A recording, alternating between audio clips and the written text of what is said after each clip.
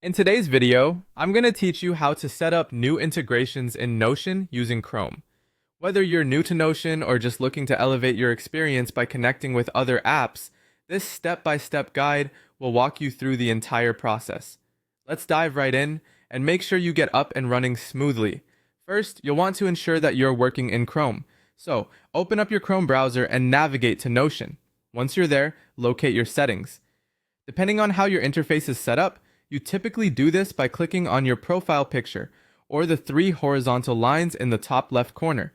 This should bring up a menu where you can select Settings. In the Settings menu, scroll until you find Integrations. This is where you can manage any external tools and services that you want to connect with Notion. Next, within the Integration section, you'll see an option to create a new integration. This is key as it allows Notion to interact with other applications. Make sure to click on this and you'll be prompted to provide some details about your new integration. Don't worry if this seems a little technical at first, just follow the prompts and soon you'll have a new integration ready to go.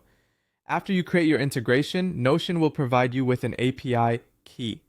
This is a crucial piece of information, as it's essentially the key that lets third-party apps know that they have permission to interact with your Notion setup.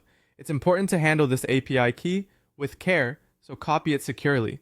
You could use a password manager to keep it stored safely, or ensure that wherever you copy it to, it remains confidential and away from prying eyes. Now that you have your API key, you can use it to connect Notion to other applications. Two great tools for this are Zapier and make.com. Both of these platforms specialize in allowing different apps to work together seamlessly. Once you're on either platform, look for integration options where you can paste your API key as part of the setup process. This step is where the magic happens, enabling automation and smart workflows between Notion and other apps. Finally, once you've set everything up, it's highly recommended to test the integration. Testing ensures that all connections are correctly established and that the integration behaves as expected.